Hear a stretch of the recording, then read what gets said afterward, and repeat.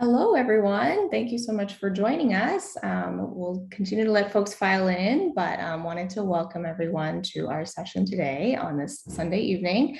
We are going to be talking about comprehensive sex education, and this is going to be a super fantastic discussion about how we all as physicians, residents, medical students, aspiring physicians can advocate for changes in local policy and in our communities to make sure that all of our young people can get evidence-based, accurate, and comprehensive sex ed. My name is Stephanie Leo. I'm going to be your moderator for today. I am a pediatrician in Chicago. I use she, her pronouns. I'm a very proud member of DFA and also a recent graduate of the Capello Fellowship Program, which you all should check out. And before we get started, I also wanted to take a quick minute to invite everyone to officially join Doctors for America. Being a DFA member today means taking a really important and simple step of choosing your membership level, paying your annual membership dues to support DFA and all of the wonderful things that DFA does. There are 6 different membership levels to choose from, and one of our fabulous DFA team members will be putting the link to join in the chat here. We are also very lucky to have our Executive Director of DFA, Angie, as well as Keisha, our fearless leader in everything to do with health, equity, and justice, present here today, and they'll be helping us out with any logistics that you guys need. As well, we will be recording this session, and all of the materials will be made available to you guys afterwards. And so a few quick ground rules for today's session. Number one, most important, there's no such thing as a stupid question. So please let us know your questions. You can use the Q&A feature in the chat and also send comments. We will be moderating those and we'll make sure to ask those of our fabulous presenters today. So now on to today's speakers. We are so thrilled and excited to welcome both Jacqueline and Christine. So Jacqueline, who is waving right now, she is the founder and executive director of Educate Us, SIC US in Action, and a lifelong activist, advocate, and organizer. Her work has been globally popularized the affirmative consent standard of sexual consent. Her first book, Yes Means Yes, Visions of Female Sexual Power and a World Without Rape, was one of Publisher Weekly's top 100 books of 2009 and has inspired new laws in 5 US states, as well as policies on countless campuses across the country and the world. She has also spearheaded the legendary #FBRape campaign, which forced Facebook to address and exclude content that promotes or trivializes violence against women under their hate speech policy. And on top of all of that is the founder and former executive director of Women, Action, and the Media, or WAM. As well, we're going to be hearing from Chris or Christine Soyoung Harley, who also uses she, her pronouns. She has led SICCUS as focusing on sex education as a vehicle for social change to create more inclusive, affirming, and healthy relationships at the intersections of gender and racial justice, LGBTQ rights, and sexual violence prevention. Chris joined SIECUS with a robust background in public policy, advocacy, program management, and strategic thought leadership, with an emphasis on increasing policy advancements for underserved populations. She brings extensive executive leadership experience, including having previously run her own consulting business and as the Director of Intergovernmental Affairs for the White House Initiative on Asian Americans and Pacific Islanders under the Obama administration. Chris has previously worked in state government with local and national advocacy organizations. She is also mixed-race Korean American and Piscataway Indian, the indigenous people of Maryland, a single mom by choice of twin boys, and the first in her family to attend college and graduate school. Chris received her BA in politics from Oberlin College and a master's in public policy from the University of Chicago. As you can tell, we have some super amazing folks here with us today. So now I'm really thrilled first just to hear from Chris and then Jacqueline sharing their personal journeys of how they first entered this realm of comprehensive sex ed. Thanks so much, Stephanie, and hi everyone. I'm so glad to be here with you all. Jacqueline, I don't know if you want to come off mute. I just thought, we are talking with some doctors and about sex ed and why it's such an important topic for all of us to care about in this moment. And so I thought that it would be interesting for Jacqueline and I to both share about how we got involved in sex education, because I think our journeys sort of epitomize the shifts that we're making in the field to really think about the broader global impacts and benefits that sex education offers besides the kind of sexual health implications that we typically think about. So, Jacqueline, I thought you might go first and talk about, how you got involved in sex ed and where you see it playing an important power position in this moment. Sure, I am happy to do that. I'm really happy to be here with all of you and really excited to dig in with you today. I became sort of an accidental sex educator. That's how I got into this work. I really started out my work as an anti-sexual violence activist and organizer. And as part of that work, as you just heard, published a book, an anthology called Yes Means Yes, which wound up popularizing the idea of affirmative consent. And when that happened, I started to get invitations to go speak to groups of young people, mostly on college campuses, about consent and healthy sexuality and sexual relationships. And I had to figure out fast how to do that.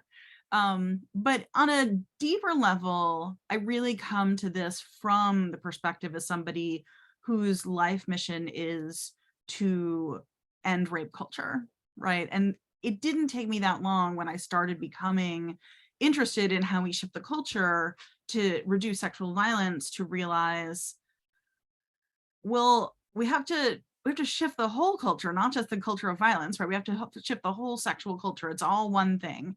And then once you start looking at how to do that, it doesn't take that long to think, well, gosh, this would all be different if we all had the same grounding in a really fact and information-based, robust, healthy, medically accurate, comprehensive sex education. And when I say that, I want to be really clear because a lot of times we think about the marginalized young people who are missing out on the information they need to navigate the world. And that is a really important conversation to have. But I want to add to that my perspective, which is, I think that, as a kid who turns out queer, but didn't know it, didn't even know it was an option, like, yeah, absolutely, having better sex ed would have really changed my life. But the thing that would have changed my life the most is if the guy who sexually assaulted me in college had better sex ed. Not because I think he was confused about consent, but because he clearly grew up in a culture where he did not learn that he had to care about it and that everyone around him was going to hold him accountable if he didn't. And if we had universal sex education, that would have been different. And that's one of the reasons that I really started working on sex ed policy and then now sort of sex ed politics and advocacy, because I realized how hard it is to change sex ed policy and that we really need a robust movement around it. It's not enough to have sex ed programs that are available after school or on the weekends. They're great, or on the internet. They're wonderful and life-saving, and it's good. And I'm so grateful to those things for existing. But until we have universal sex education, we're not going to actually create the social change, which is the promise of really good sex and relationships education, because it's about shifting cultural norms and community norms.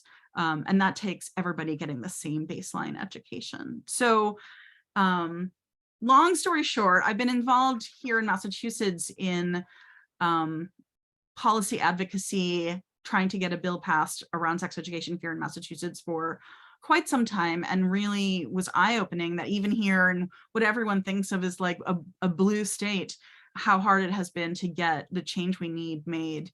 And I started looking around and saying, like, why is this not a progressive priority, right? Like, why is this not a priority? Why is there no real big movement around this about changing policy so that we have universal sex education?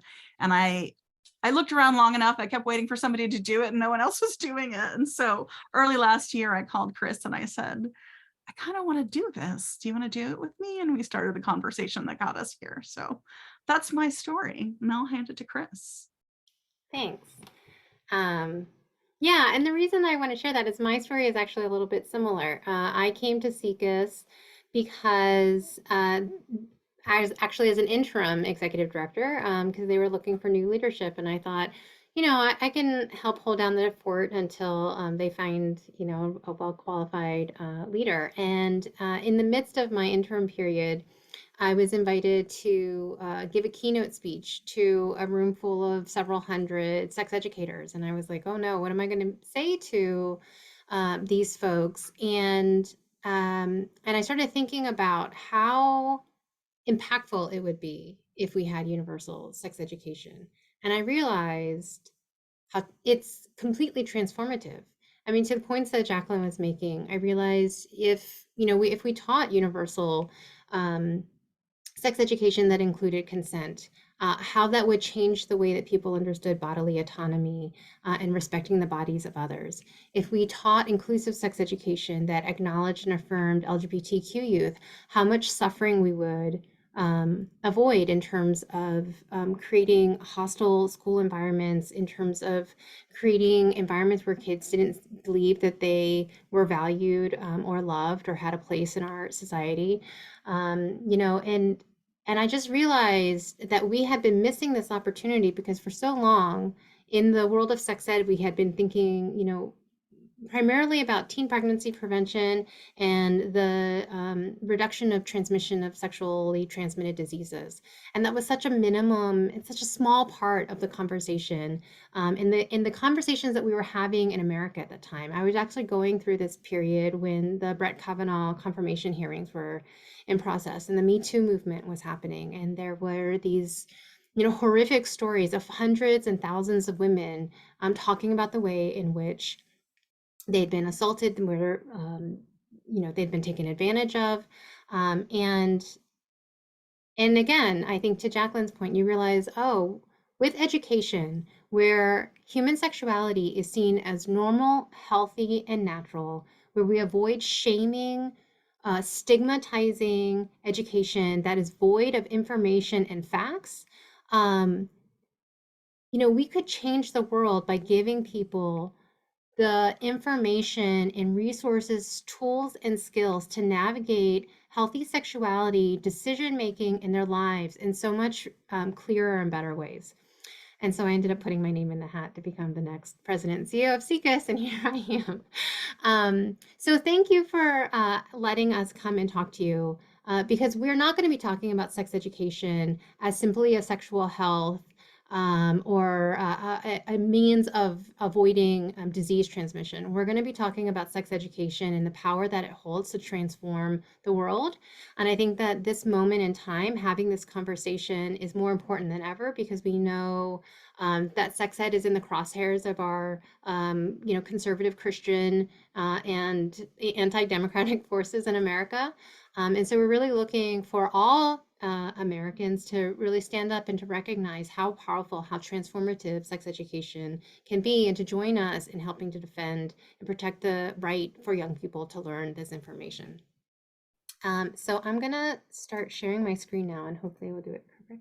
Yeah, absolutely. And I think, for all of our physicians and, future physicians in the audience, thinking about the role that we play in bodily autonomy and how, the medical establishment has definitely at times been responsible for really loss of bodily autonomy or loss of, feelings of consent. This is so critical. And again, for us too, moving past just thinking about disease prevention or transmission and really thinking about what knowledge and empowerment looks like for our patients and how we can, not perpetuate more problems, but actually take an active stance on reshaping that conversation. So thank you again. And now Chris will kind of talk to us in a little bit more detail. Great. So just really quickly, I wanted to share, so SECUS was known as the Sexuality Information and Education Council of the United States. And then in 2019, we rebranded to become SECUS, Sex Ed for Social Change. And we did this because we wanted to talk about sex education as this vehicle for long-term culture shift that could positively impact all levels of society to advance equity, bodily sovereignty, and justice around sexual and reproductive freedoms. And we know, again, that sex ed is far more beneficial than the way that we'd been talking about it. And we felt like we were just scratching the surface and not reflecting the full evidence and research that demonstrates all that sex ed can do. And so that's some of what we've started to do in the intervening years, is to really make that case. Here we go. So unfortunately, right now, the state of sex ed is not good, and it's getting trickier. Our kids, what our kids are taught under the guise of sex ed can vary widely. It varies state by state, county by county, even school by school. And the randomness of these policies is really the fact that there's no national mandate at all. And so you see that the variance across the states is pretty wide. 29 states and DC mandate some form of sex ed, but then there are 30 states that require an abstinence only or a sexual risk avoidance program that, to be taught. Only 13 states require consent to be taught, while 10 states affirm sexual orientation of LGBTQ. And then there are still several states that require teachers to discriminate against LGBTQ communities because they refuse to let them speak about homosexuality. So we call these like the no promo homo states. And things are just getting worse. In 2022 alone, there was a 413% increase in the number of divisive concept bills that were filed in state legislators. So that's 16 filed in 2021, 66 filed in 2022. Additionally, there were 73 parental rights bills that were introduced, and 4 have been signed into law at the last time that we checked on it, including the famous Don't Say Gay bill in Florida. And so basically what these laws are doing are either creating some sort of curriculum gag order, preventing schools to teach on issues of gender, sexuality, race, or they are actually incentivizing parents to litigate against schools who teach curriculum that they disagree with. So this has been a pretty active strategy that the right has been pushing, and we expect it to expand in 2023 in what we're kind of considering as like broad omnibus bills, where they're packing all of these really harmful, negative, hate-filled bills into one big omnibus piece of legislation. Moreover, this is happening because the federal government doesn't fund comprehensive sex education. They fund adolescent sexual health programs, but that still includes these abstinence-only programs, which we know are not only ineffective, they don't achieve their goals of preventing unplanned pregnancies and sexual risk avoidance, but they're actually quite dangerous because they use many of the shame-based, stigmatizing language that perpetuate rape culture and cause a lot of damage and harm for people who fall outside of a heteronormative standard of living. Because when they say sexual risk avoidance, what they mean is that all sex is risky unless it is done within the context of a monogamous heterosexual relationship, and anything else is dangerous. So these policies and the state of our sex education in this country really reflect our outdated understanding of what sex ed is. I mean, we mostly think about sex ed using fairly narrow set of metrics: pregnancy rates, condom or contraception usage, start and frequency of sexual activity, transmission of sexual disease. So many parents think about sex ed only being important if you're brave enough to think about your kid becoming sexually active, which, you know, a lot of parents want to believe doesn't happen until kids are out of the house and maybe 40 years old. So I think that we really, as doctors, need to help parents who are coming to us looking for information for their young people, to help them realize and understand that starting to think about sex education and teaching our kids to live sexually healthy lives starts much younger and much earlier, and there is a really important role for parents to play. So first, let's talk about what sex ed actually is. Sorry, Jacqueline, it still says comprehensive on here. Just say sex ed, don't say comprehensive. So sex ed actually addresses all of these components. It's evidence-based, medically accurate, age-appropriate, developmentally appropriate. It teaches information, but also learning strategies, skills, and tools. It provides, the basic functional knowledge and information that young people need around human development and anatomy, sexual behavior, including abstinence and sexuality throughout the lifespan, reproductive health, so including STDs and STIs, contraception, miscarriages, abortion, and pregnancy. It also focuses, though, on personal practices, skills, and behaviors for healthy relationships. How to navigate peer and romantic relationships, dating, understanding different kinds of relationship abuse and how that manifests. Violence prevention, including consent and refusal skills, learning how to accept rejection, and then personal skill development around communication, negotiation, personal safety, and decision making. And then it also addresses social pressures and influences that young people are navigating.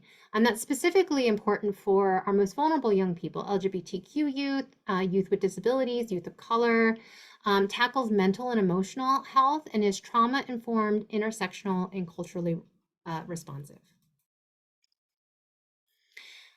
And last year, the Future of Sex Ed Collaborative, which is a project of Advocates for Youth, Answer, and SECUS, updated the national sex ed standards for K through 12. And this is a program that we developed as a bunch of nonprofit organizations created in concert with experts, psychologists, child development experts, because there haven't been any national standards across the United States.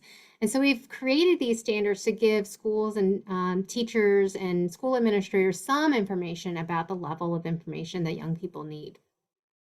And so while the first edition of the standards was a breakthrough, outlining knowledge and skills that students need, we updated these standards to reflect advancements in our understanding about how sex ed benefits sexual orientation, gender identity, social, racial, and reproductive justice, and the long-term consequences of stigma and discrimination. And so when this was updated, we also had worked with Professors Eva Goldfarb and Lisa Lieberman from Montclair University to do a comprehensive literature review on sex education programs so that we could make sure that these standards were actually in alignment with the most recent research. And so they released a publication called The 3 Decades of Research, The Case for the National Sexuality Education Standards. And this 2-year study showed, both in qualitative and quantitative studies, that when you use school-based K through 12 approaches, looking broader than just pregnancy and disease rates, there was significant benefit to young people in terms of sexual understanding and affirming sexual diversity, reducing dating and interpersonal violence, contributing to healthy relationships and prevention and avoidance of child sexual abuse.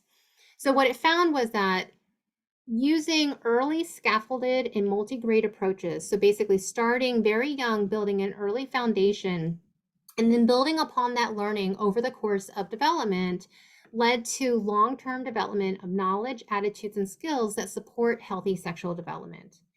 We also found that sex ed across the curriculum, so not just housed in a specific sex ed course, but in biology and in,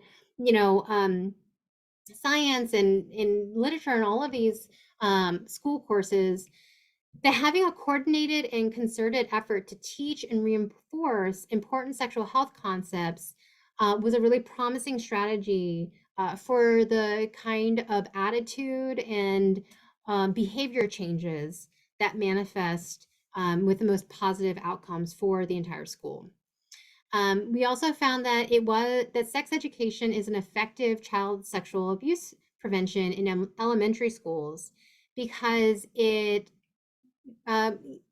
yielded a significant increase in knowledge across self-protective skills, particularly for older elementary students, gains in self-esteem, self-efficacy, feelings of safety, and then also how to navigate when a child felt uncomfortable. It also resulted in lower homophobia and reduced bullying. It created increased affirmation across the school environment for all students, It led to safer environments that were more conducive to learning, to better mental health outcomes, particularly for sexual minority students, but beyond that, for the entire student body. And then similarly, increasing information around gender identity and gender norms led to a reduction in gender-based bullying and harassment. Using a critical literacy approach help young children navigate their own views of gender expression, and gender norms, and created, again, leading to safer school environments for all students. These programs help to promote healthy relationships. They can help to address communication within relationships that result in improved skills and intentions, leading to better relationships, both with peers and then romantically. And then that contributes to a reduction in dating violence and intimate partner violence. So this is, they looked at all of these studies, both within the United States and outside, that demonstrated these tremendous benefits and far beyond what we typically look at and think about as it relates to sex education. But again, we feel like we are just starting to scratch the surface of what sex ed implications are, how broad of an impact it is. And I do want to say, we do know, because the data is substantiated beyond anything that we could care about, that sex education not only helps support young people making strong decisions for themselves, it does have the broader sexual health impacts that we typically know, helping to prevent unplanned teenage pregnancy, helping young people delay the onset of sexual activity, having fewer sexual partners, using safer sexual practices and contraception when they do have sex, and generally navigating sexual activity with less risk in terms of transmission of disease and everything of that sort. But we also want to make sure that we are thinking about these broader implications, because these are the kinds of benefits that our society is looking for answers to. And we know that sex education can actually solve for many of these problems, particularly when we think about mental health. Mental health is a growing problem that's been exacerbated by the pandemic. The CDC's youth risk behavior surveillance data shows that more than 1 in 3 high school students had experienced persistent feelings of sadness or hopelessness in 2019, which is a 40% increase from 2009. And almost half of LGBTQ students and nearly 1/3 of students not sure of their sexual identities reported that they had seriously considered suicide, which is far greater than most heterosexual students. And sex education that affirms these identities, that creates healthier relationships, that creates safer school environments, is an important strategy for reducing these kinds of risks to young people. So I'm going to pass things over to Jacqueline to talk about how you can get involved. But I just want to say that as pediatricians and medical providers, parents are looking to you in this moment where sex education is facing a misinformation campaign and is under significant attack by conservative forces and politicians in our communities. Parents are looking to you for guidance and advice on how they can approach sexual health topics with their children, particularly as they're coming to visit you. And so we don't want to miss that major opportunity to help share the importance of raising sexually healthy children, and making their kids bodily autonomy, their transition through puberty, their entrance into adulthood, to making these conversations as parents normal opportunities for them to both build relationships with their kids, but help their kids navigate these transitions and this information with as much without fear, right? Without fear, without the stigma, helping them know that this is really important information for their kids to know. So, we're asking that you add time and resources into annual health visits that offer parents guidance that could go a long way to helping them overcome that kind of parental intimidation that they have, so they can create supporting, informative, educational conversation opportunities at home. We want you to think about adding discussions around STIs, sex and contraception, mental health, relationship safety to healthcare visits, which can be a step forward in creating a medical culture in which sexual health is included as a part of healthcare, and allows parents and their children to see you as a trusted provider, to ask these kinds of sensitive and private questions about sex and sexual health. And then particularly, we want to make sure that diverse families, particularly families that have same-sex parents or who have children who identify as trans or LGBTQ, that they know that they have a resource to go to ask questions and find help. Because often these are the families that are left to their own devices to find community and find information. And so becoming a resource for these families and individuals really helps to create a broader physical and mental health community for young patients and their families. So these are just some of the really key ways that you, as trusted medical providers, can help families navigate sexual health with a lot less stigma and shame, and to make that a part of overall physical health. So I'm going to stop there and turn things over to Jacqueline. Thanks, Chris. And I just want to second everything that Chris said. And add that actually another thing that the researchers found that did the meta-analysis, that because it has so many of those benefits that Chris went over, sex and relationships education actually improves students' academic performance, because of course, when they feel safer at school, they can focus on school. So like, it has benefits beyond what we might even imagine. And as Chris said, we're just scratching the surface of what we know. I'm sorry. Okay, so I am going to, what is happening?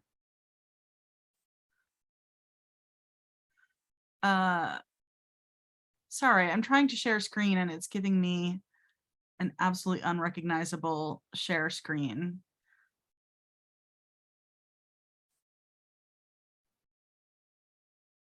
I will give you a little peek behind the scenes, which is that my work computer pooped out on me right before this, and I'm substituted in my home laptop. Oh no.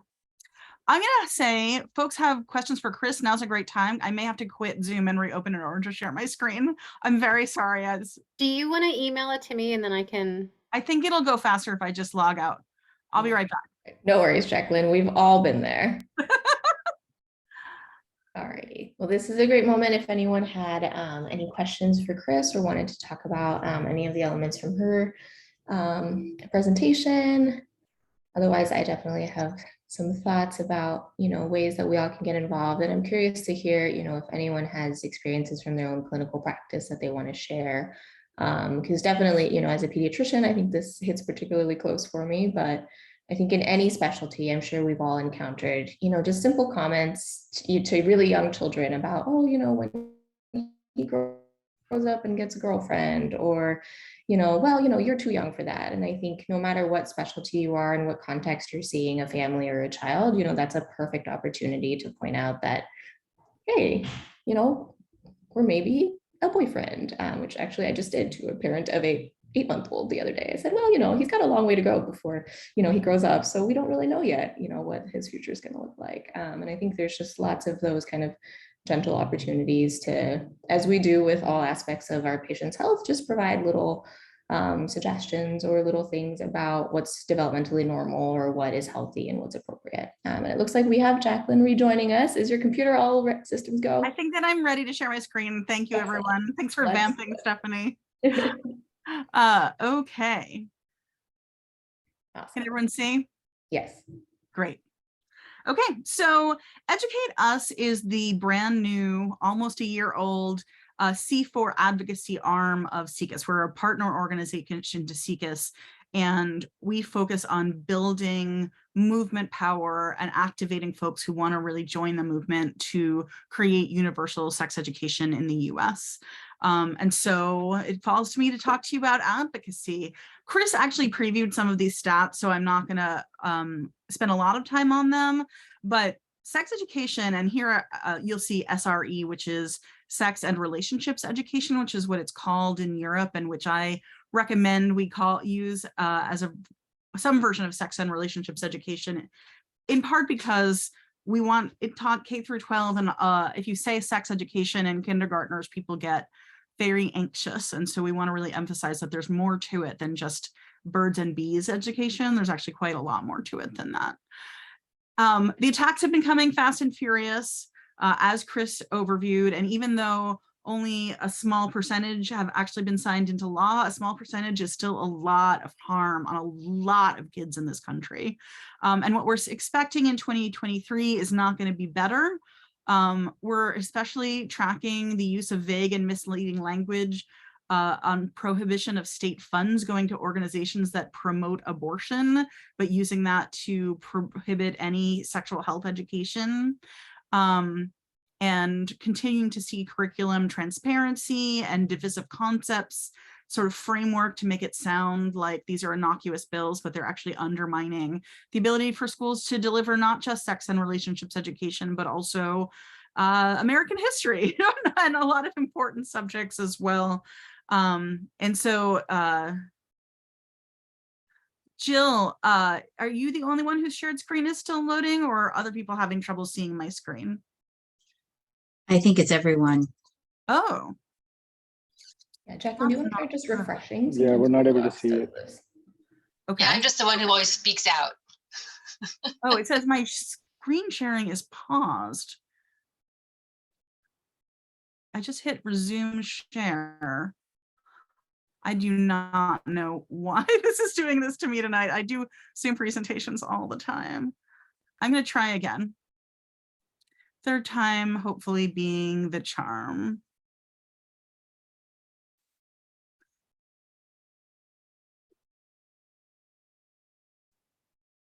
And it's how strange. I might email this to somebody else. Okay, I am going to say, no, I see people encouraging me to just talk, but I really do want you to see. Jacqueline, do you want to try sharing the link with Keisha, and then we can try just screen sharing from a different computer? I 100% want to do that. Perfect. And then I see we're starting to get some awesome questions, so definitely everyone take a sip of water, throw in some questions, or if there are things that you're already involved in that the rest of us could learn from, definitely pop those in the chat as well. We would love to hear from you. Keisha, I just dropped that link in the DMs. And let me see what people's questions are. Sexual health education. Chris has got this, yeah. The other thing I would recommend is checking out Unitarian Universalists have a wonderful sex ed curriculum that goes through the lifespan and is called Our Whole Lives, and is also a really wonderful curriculum to check out. And you don't have to be Unitarian to participate in that curriculum. And for anyone who is not able to see the chat, very briefly, Cassandra had just asked about, where we as physicians or trainees can learn more about sex ed ourselves, as well as if there are any online curricula that parents might be able to benefit from. And so far we've gotten a couple of great recommendations. Another one I want to throw in is for amaze.org, which I'll also put in the chat right now. Also fantastic. Keisha, how are we doing? We are doing great. Just 1 second and I will have that up on my screen. Amazing. Thank you. Mm-hmm.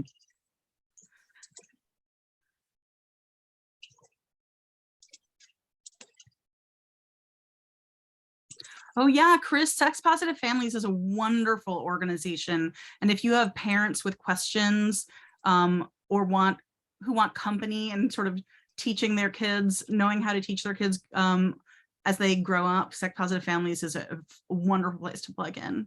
Keisha, could you advance this 2 slides? Okay, so I wanted to show you how communities make change, and I want to use an example from my own backyard in Worcester, Massachusetts. Worcester is the 2nd largest city in New England, and demographically, it's actually really fundamentally mirrors the demographics of the country. And so what happened is about 5 years ago, they applied for funding to improve the sexual health of the young people in Worcester. And they started by doing a study, right? They collected data about what was causing high teen pregnancy and STI rates, and developed an approach to shifting them. And then they used that data as well as incredible, Ashley, are you from Worcester? Yes. An incredible coalition that did in fact include some great healthcare providers pulled together to start proposing changes in the schools that could address what they were seeing in their community. And so you can see the next slide. So they proposed several different curricula. They started with making proud choices, and then they went back and forth. And then there was a time when the superintendent said that she was going to write her own curriculum as though she could do it better herself than the experts who have written lots of curricula already. They faced a lot of today. No, it's not Worcester. I'm actually probably not quite doing it right because I'm originally from New Jersey, but I'm pretty close. They faced a lot of pushback. Our anti-sex ed forces here are led by an organization called Mass Family Institute, which is a very reactionary right-wing organization that spread like just abject misinformation about what was in the curricula that were being proposed. And so there was a lot of a lot of back and forth over 5 years. And what we saw is what it really takes to get this done in a community, which is relationship building with journalists, with educators and administrators, with school board members, and in fact, running school board candidates that will then support sex ed. So that's what they did in 2019. And then finally in 2021, they approved Rights, Respect, and Responsibility, the 3 R's curriculum that Chris mentioned in the chat. That's from Advocate, a great curriculum from Advocates for Youth. And also voted to hire more teachers and adjust schedules and all of the stuff that needs to be done. They really took their time to build up the capacity to make this change. And I will say, the fight goes on because the antis are now organizing each year massive opt-out campaigns. So their attention has changed to trying to get as many parents as possible to just take their kids out of sex ed using, again, just abject lies and information, to the extent that we've heard from educators that when they explain to parents what's in the curriculum, the parents will say, oh yeah, no, I want my kids to have that. I just opted them out of that other thing, not knowing that it's literally the same curriculum that they've just been lied to about. So that is how this work gets done and how it goes on, and how we also know that, like, even when we win, we have to keep fighting. Next slide. But you may think, oh, sure, that got done in 2021 before all of the sort of backlash against school boards really got full momentum. But we run a feature on our Instagram every week called Good News of the Week. And these are examples of wins we've had in the last 3 months. All of these have happened, including August, September, or October, right? We saw in Pittsburgh that they updated their policy to improve their sex and relationships education to include consent, anatomy, gender identity, and more. We saw in Ohio that activists stopped the Ohio State Board of Ed from voting on something, a bill that would have limited protections for queer and trans kids in schools. We saw in Miami-Dade a tough fight pushing back on a vote to ban sex ed textbooks, and they successfully got the board to reverse itself in a matter of weeks. And we saw a high school student in Boise, Idaho, win against an anti-sex ed reactionary incumbent on the strength of his platform. So I know it looks tough and it's important for us to talk about what the attacks look like, but it's at least as important for us to say, we can still win and are still winning some of these fights. It's always worth fighting these fights because we don't know where the next win's going to come from. Next slide. So I want to talk, therefore, about how to advocate. With the rest of my time, we're going to talk about how to be a good advocate for sex education. And I want to start by talking about why it matters how we do it. And I know that you all are scientists at your heart, and you want to wow people with facts and information. But the problem is, people are mostly motivated by emotion and not facts and information. We know from social science research, people make up to 90% of their daily decisions on their gut. And then afterwards, if you ask them why they did that, they'll come up with a reason. We also just know if you just present facts and information, it doesn't do enough, because honestly, if all it took were facts and information, we would not need to advocate for this. We would have universal sex and relationships education across the country, because we've seen tonight how clear the research is about how beneficial it is. We really want to meet the people in the middle where they're at, who are on the fence, who are maybe hesitant.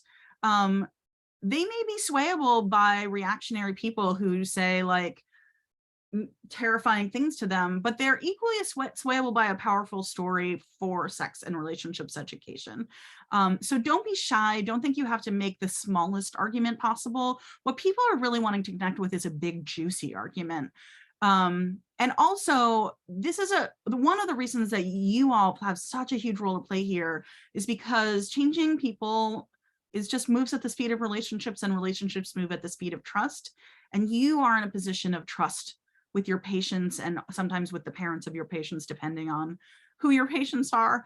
And so you being in that position of trust really makes it possible for you to reach people that I can't reach. And that is a really wonderful opportunity for making sure that they get the education they need to really thrive. Next slide.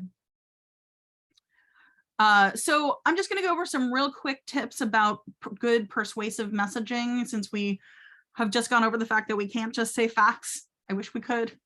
Best defense is a good offense. Make sure you're always saying what you're for. That means sharing the brownie, not the recipe. So getting into the ins and outs of what's in the curriculum is less important than talking about all the incredible outcomes we just talked about that can happen when kids get sex and relationships education. They're going to be safer at school. They're going to be more likely to intervene if they see a friend being bullied. They're going to be less likely to be bullies or bullied themselves. You know, they're going to be less susceptible to abuse. The list goes on. You want to talk about the incredible, better life that kids are going to have if they get this education. Do not repeat a lie, even to refute it. This is the hardest one, and it's the one I bang on the most. The research on this is so clear that if you say something like, no, we are of course not teaching pornography in schools, all you're doing is reinforcing in somebody's head that pornography and schools go together. You can say, it sounds like you've heard some misinformation, here's the truth, but don't repeat the misinformation. I'm going to skip over a couple of these. And just say, learn and iterate. You're going to figure out what works for you. I'm going to give you some places to start from, but you know the value of practical experience versus book learning. So I would say practice is where it goes. The research shows, again, facts and talking points only does not have a persuasive impact. This research I'm referencing here comes from People's Action and the New Conversation Initiative, who have worked together on a project on deep canvassing, which we're not going to get into, but is a persuasive technique for campaigning for legislation or candidates involving phone banking or door knocking. But what they've learned is applicable to all kinds of one-on-one persuasion, which is why I'm sharing it here. Next, yeah. When we share our own stories, and we're going to talk about what this means in your context in a minute for you to share a story as opposed to just facts, we can create some short-term persuasion. But what we really know is when we elicit, here it says voters, I want you to think about your patients. Stories, when you ask them what's going on for them and you get a place to connect with them around their values, around their concerns, that's where the magic happens. Next slide. So I want to share that we have done some message research that can help you know what are effective. I'm seeing a question here. Yes, we are going to answer all these questions, Kelly. Those are great questions. Oh, I don't have it. So if you go to educateUsAction.org and go to get involved, how to speak up for sex education, you will find reports that have these messages. One is a guide to speaking up at school boards and other public meetings, and the other is the messaging report on the research that developed these messages. But I just want to show you that we do have these two messages. One is about student representation. Next slide. And the second is about speaking up as a majority, and tying the attacks on sex ed to the attacks on book bans and Black history and all of that stuff. That really, we know we've tested these and we've tested them against opposition messages. These are powerful messages you can use if you are going to speak up in a public meeting, if you are going to advocate in public. Next slide. All right, I told you repeating things is important. Here we are repeating this. Don't repeat the opposition slides. Next slide. Chris referenced this earlier. We've seen some research. This isn't our research. This is Planned Parenthood's research that shows if you use the word comprehensive or fact-based or any of those adjectives to modify sex education, people like it less. So that's just a little hot tip. Just say sex or sex and relationships education. Next slide. This may be a little uncomfortable for you, but we know that effective messaging involves naming opposition and their motives, right? You see that in both of our tested messages. You don't have to get real personal, but you do need to name a person or a group of people who are against this. We know factually these people exist, so you don't have to make it up, and what you think their motives are. And you'll see those examples in our message research. It's much more effective if you're wanting people to do something to give them somebody to stand up to. Next slide. And again, tell stories instead of just relying on talking points. Our research really showed that a whole story is more powerful than a little talking point. I'm just gonna, next slide. So I'm gonna skip the next part, but I wanna spend a minute here and then we're gonna wrap up on what you can be doing. If you are testifying in front of a school board or a legislative committee or talking to a journalist, it can be very impactful, instead of just rehearsing facts, to tell a story about how you've seen sex ed policy impact your life or the life of your patients.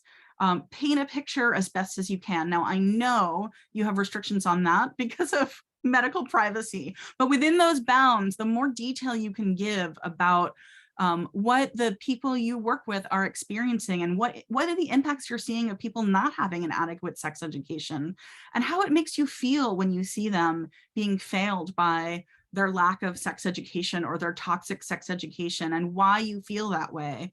And then tie that back to one of the shared values in our messages. This is where that magic happens. I'm going fast, but we will be able to talk about this more in Q&A if you want to go deeper. Okay, we're gonna skip the next couple of slides because we don't have time. But the long and the short of this is, if you've really got somebody resistant, get curious about them. Like, just genuinely stop and get curious about what's going on for them, and listen to hear if you can hear a value that you share with them, which is almost always, yeah, we want to keep kids safe. Once you really help them get to the bottom of what's going on for them, they're going to be a lot more open to what you want to share with them. Last slide. Okay, how to get involved. Kelly already prompted this.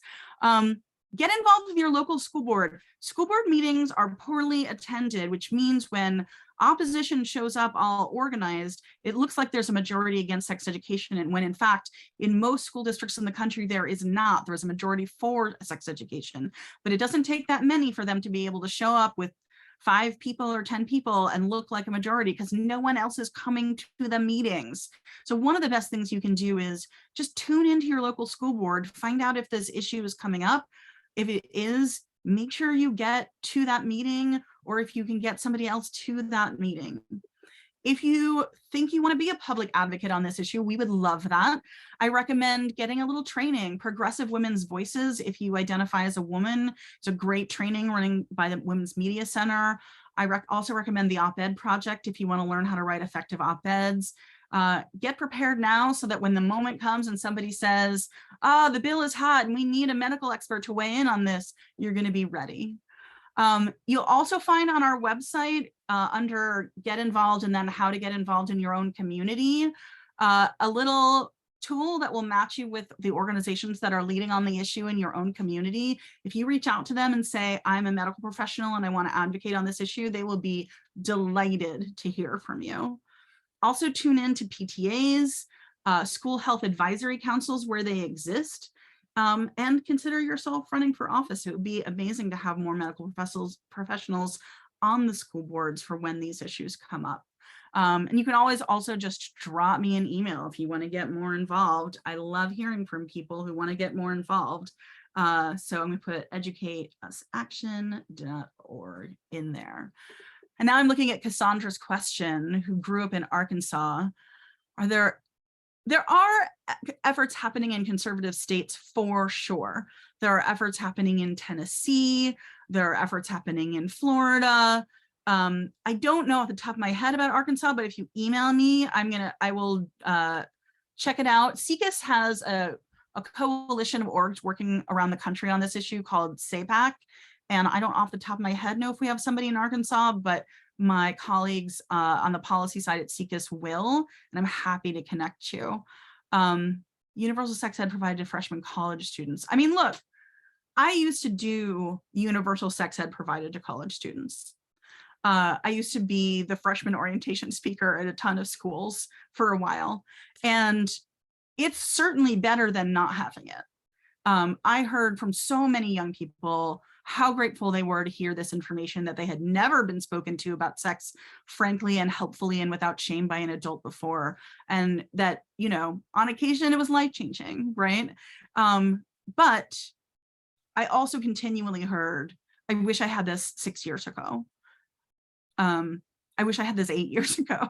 So yeah, absolutely. As a stopgap measure, if we can't get anything happening in Arkansas right now, getting it happening universally on college campuses is a great thing to work on, as long as we don't stop there. That's what I would say about that. Thank you guys. That's really awesome to hear. I'm considering going back to Arkansas in the future and working on something like this. I'm talking with the University of Arkansas kind of right now, their sexual health outreach and organization. So thanks, y'all. I'll be in contact. Absolutely. That'd be wonderful. Thank you all so much, Chris and Jacqueline, and thanks to everyone who's already been throwing in questions. Please feel free to either unmute yourselves or pop more questions in the chat. I know I went quickly over some things, so if you want to be like, can we go back and talk about that thing you skipped on your slide? I'm very happy to do that.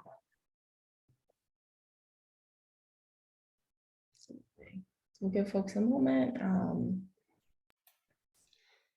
If I can just respond also really quickly to the second half of Cassandra's question in terms of universal sex ed in colleges. I think that would be great. Also, it's already too late, right? Like the number of college freshmen who are sexually assaulted because of the lack of sex ed provided in K through 12 is a real factor of sex ed not being provided for young people, implicating and impacting the quality of their sexual health and lifestyle later. So yes, we do, and we want universal K through college. I completely agree. My little sisters too. Yeah, absolutely.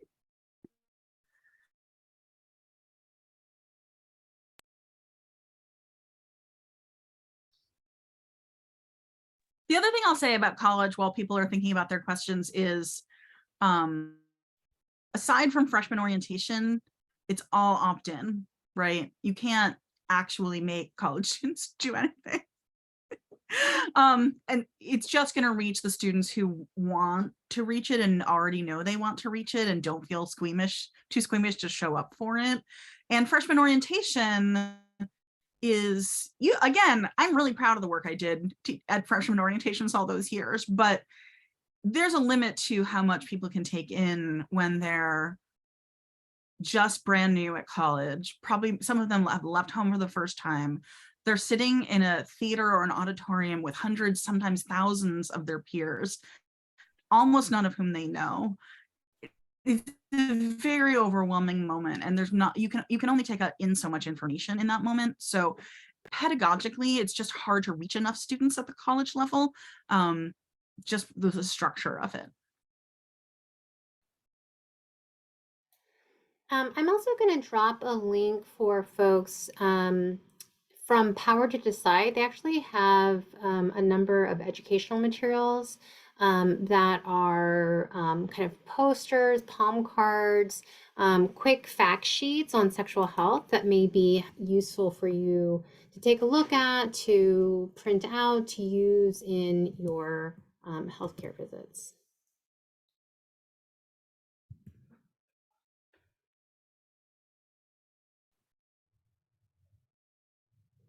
Absolutely. And then for everyone trying to keep track of all these great resources, don't worry, we are compiling a list and we will be getting those out. And also just wanted to put in a quick plug that if this is something that you're excited about and want to kind of learn more about the resources or help get the word out to more folks who weren't able to attend, our Health Equity and Justice Impact Area through DFA is working on putting together a toolkit of all of these fabulous resources and trainings for physicians, as well as things we can share with our patients and with parents.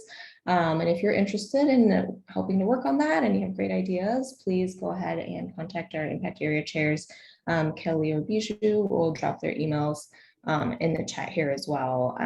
Or you can always just reach out to any of us at DFA and we'll make sure to get you connected with the right folks. But we're so excited about all the interest that folks have had, as well as all the great resources coming in from everybody. And so we know that, every doctor and resident and medical student in America could absolutely benefit from having access to those. So we definitely want to make sure that it's available for folks. And yeah, absolutely. Just seeing Jackie's comment here about resources for adult patients, for sure. And it's definitely something that affects every age, how we see ourselves and how we think about consent and bodily autonomy. That attitude gets reflected to our friends, our family, our relationships, our children. So it's absolutely something not just for children or youth, but really throughout the whole lifespan. So thank you for pointing that out. We'll definitely be including that in the toolkit as well. And as folks are kind of continuing to think about their questions and absorbing all of this great info, one thing that I wanted to kind of ask our speakers is, we've talked a lot about schools and different levels of schools where this type of work can happen. What do you feel like, within our clinical encounters are kind of like the top things for physicians to really be emphasizing with parents and with patients when it comes to, changing some of these attitudes and really viewing, like you said, sexual health rather than, problem avoidance? What are kind of the quick, tips or reframings that we can all be working on ourselves? Yeah, I mean, I think that it starts, especially for pediatricians and who are seeing very young families, I think that starting to help parents navigate bodily autonomy and how to help their toddlers, understand their body parts, to name their body parts as they're examining them, to talk to the parents about making sure that, young children are taught that who gets to touch, their genitals and who doesn't, and when that's appropriate, and making that a part of the conversation so that the parents are also, if you don't see them already actively doing that, are building that into the way that they navigate their children's bodies with them. And I think talking about how, asking for consent before touching their children's genitals and explaining why you're doing that and why that's okay is a way for starting that conversation very young. But I think it's also really important for pediatricians to be, talking to parents ahead of time about, when it becomes appropriate to have conversations around puberty and navigating their bodies changing, because we know that that's happening much younger, and maybe much younger than parents are comfortable with, right? Like I know that some of the parents, for example, in my neighborhood, have third grade girls that are starting to have their bodies change on them, and they weren't prepared to have that conversation with their daughters. And so helping parents know that these are things that they're going to start having to navigate, and having those conversations earlier before those changes happen, or to start those conversations early enough that young kids know who to go to ask questions. It's going to be really important for helping those families make that adjustment together and in a healthy way, so that kids are not alarmed when their bodies change and they don't have any information. So I think things just as simple as that, right? Like helping parents and families understand that those changes, that those kinds of conversations can start much sooner than parents typically may think that they would. And then I think that that also sets you up for being a trusted resource when controversy may pop up in an educational setting, that they know to come to you and say, this is what we're talking about in my kids' schools. How should I be making sure that my kids are getting the information and facts that they need, right? I would add a couple. Oh, sorry. I thought you were No, done. go ahead. I just want to add a couple of thoughts to that, all of which is on point. I would also say, don't assume that if your patients, whether they be young or old or in between, have sex-related concerns, that they're going to feel comfortable bringing them up to you. They may have difficult experiences with previous medical providers, may have nothing to do with you. So adding check-ins yourself, bringing it up proactively, if they asking them if they have any questions or concerns, can make a huge difference. And the other thing I will say, Keisha brought up in the comments, is one change that you can make that would make such a huge difference, and I say this as a trauma survivor, is building a consent practice into your own practice, saying, I'm going to do this to your body now, is that okay? Each time. I know it is tedious AF, but I just had a procedure which involved anesthetic and not enough consent, and I gotta tell you, it was real upsetting, and makes me less likely to want to go do preventative medicine again. So one thing you can do from the youngest to oldest is make sure that you yourself are modeling consent around medical care, which also lets anybody who does maybe have a trauma history or concerns around consent know that you're somebody trustable to talk to if they have questions. Absolutely. That's so true. And that's relevant to all of us, no matter where we practice. And I think, sometimes it's easy to say, oh, this is a visit that has nothing to do with preventative care, or this is an urgent care ER setting, and, we're in a hurry, but, you're never too much in a hurry for consent. And I think that needs to be central to what all of us do. And that includes asking about sensitive topics, doing exams. And sometimes I think we forget, because it's so routine for us, that, each of these encounters is something that potentially feels very out of control for folks and their bodies. And so, with that, definitely, let us know if there's more thoughts and questions. We want to keep this dialogue going. I do want to just kind of do a quick recap for everyone about all of the fantastic things we've talked about, and kind of how we can each take this away in our own work.